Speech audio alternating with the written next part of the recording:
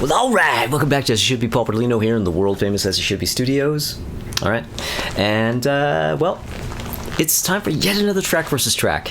Yeah, I know, I need to maybe expand my repertoire of the type of Monday video I do, but, you know, sometimes I'm just feeling the track versus tracks, because they're easy.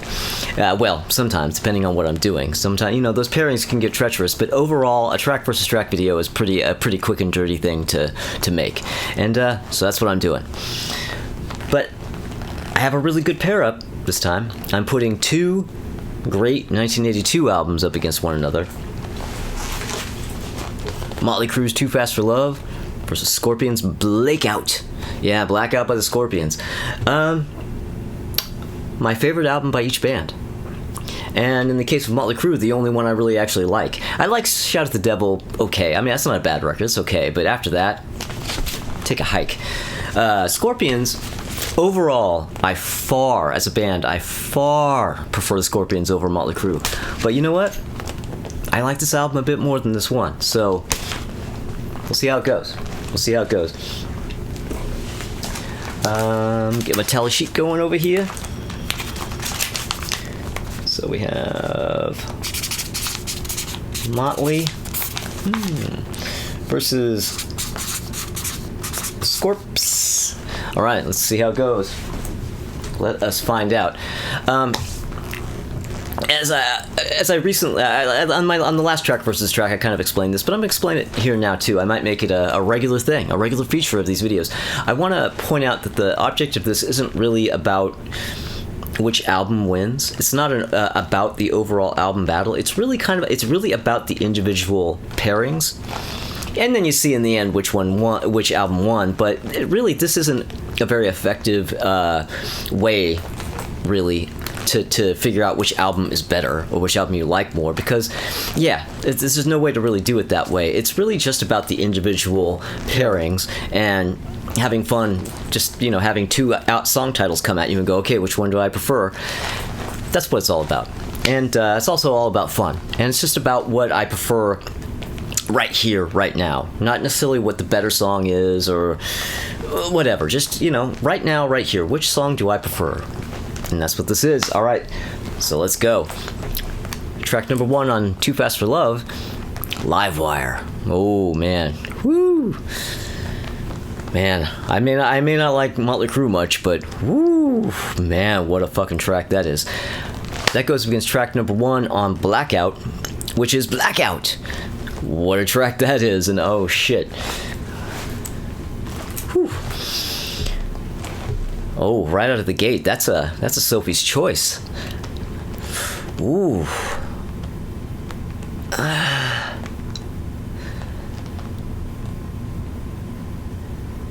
Ooh, man, that's hard. That's really, really hard. I'm going to tell you right now, whichever one I choose, it's only going to win by that much. Okay? Because, ooh. But I think I know which one I'm going to choose. Livewire. I'm telling you, by a fraction of a hair. By a fraction of a hair.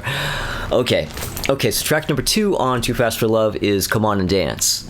I'm doing the 82 Electro version. I'm not doing the Leather Records version. Take 2. Yeah, I'm not doing the Leather Records version. So track 2 on Too Fast for Love is Come On and Dance, and that goes up against track number 2 on Blackout, which is Can't Live Without You. And Can't Live Without You is good. Not really one of the best tracks, but like it's a perfectly serviceable track. Come On and Dance. Easily. Alright. Okay. I should just be holding this instead of going, right? How many track versus tracks have I done where I haven't thought of this until now? Just hold it in your hand there, dumbass. Okay, track number 3 on Too Fast for Love, Public Enemy number 1. And that goes up against track number 3 on Blackout, which is No One Like You. Well, I love both those songs, but that's pretty easy. Scorpions are on the map. Yeah, No One Like You. What a great track. You know, there's so many albums where like the single is kind of the lame song on the album, or you know, or it's kind of played out, and you're like, well, I'm really sick. Man, No One Like You. Ooh. that one stands tall just as much today for me as it ever did. And yeah, it's one of the best tracks on the record, I think. Okay, so track number 4 on Too Fast for Love is Merry Go Round. And Merry Go Round goes up against track number 4 on Blakeout, which is You Give Me All I Need. Yeah, You Give Me All I Need. Ooh, I'm gonna have to think about that a second. Ooh.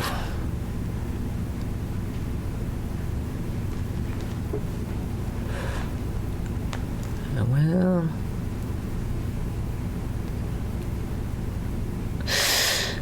I'll go Mötley Crüe. Yeah, Merry Go Round. Yeah, that's pretty close, but I'm gonna give that to Mötley Crüe.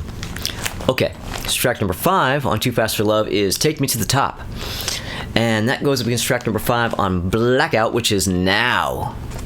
And ooh, that's another treacherous one. Like those are, I really love both. Well, I love all these tracks really.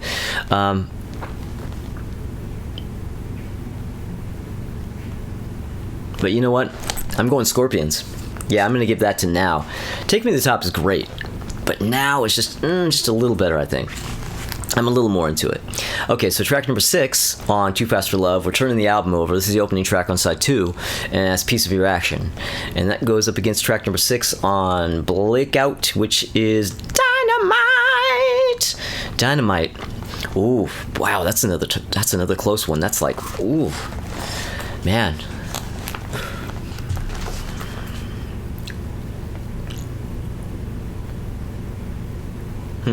You know what?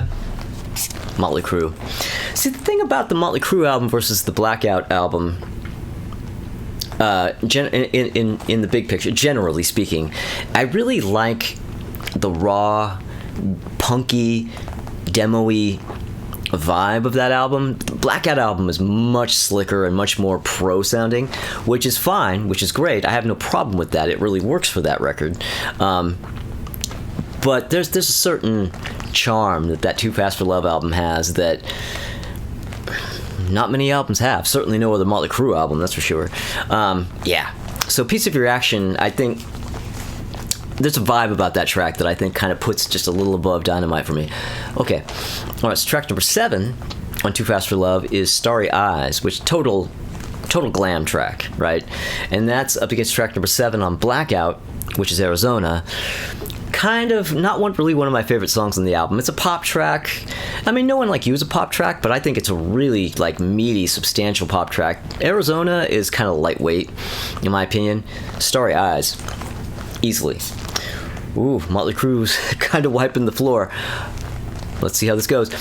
Number 8 on Too Fast for Love is title track, Too Fast for Love, and that goes up against number 8 on Blackout, which is China White, which is like an epic 7-minute track, slow burn.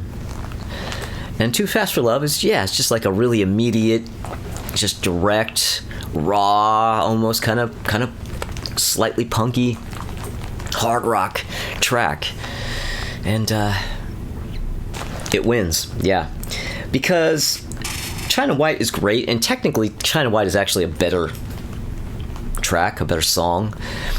But I feel like China White's one of those songs where I feel like there's like 8 other tracks in the Scorpions catalog that sound just like that and that I think are better than that one. So, yeah, go for Too Fast for Love. Track number 9 on Too Fast for Love, the final track on With the Show. And that goes up against the final track on Blackout, which is When the Smoke is Going Down. And, that's another close one. Ooh, it's another close one.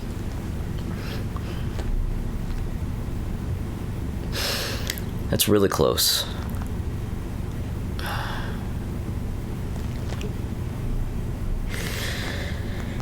Ooh. You know, Mötley Crüe again. Yeah, I'm giving that to Mötley Crüe. Oh, yeah, okay, so Mötley Crüe won this by a mile. Let's see what it is. Mötley Crüe got 1, 2, 3, 4, 5, 6, 7, and Scorpions got 2. Oh man! And again, I love the Scorpions 1,000 times more than Mötley Crüe. Way more. I think the Scorpions are 1,000,000 times better band than Mötley Crüe. But there's just this thing that this one particular Mötley Crüe album has that none of their other albums have, that even this great Scorpions album doesn't have, that kind of just like gives it that extra edge. Yeah, so sorry, Blackout. I really love you. I love Scorpions. This is probably my favorite Scorpions album, but man, couldn't stand up to Too Fast for Love, could it? What are you gonna do? Okay. All right. Well, thank you everybody for watching, and thank you for subscribing if you had. If you haven't, subscribe. And if you do subscribe, click the little bell because notifications. And shout out to Ralph Vieira of the Almost Human channel, because he's the one who came up with this whole track versus track idea that I stole, and he was very cool about me stealing, so I salute him. And come back later on in the week. I'm shooting this actually ahead, so I'm going to go out on a limb and say that I think this Thursday, when Crystal Durant and Tommy Von Voigt come back into the world famous As It Should Be Studios, we are going to be discussing our favorite albums of 1985. Yeah, so things could get crazy. We are in the thick of the 80s, and Tommy and I are going to be at each other's throats. You just watch. All right, everybody, thank you for watching, and I'll see you soon.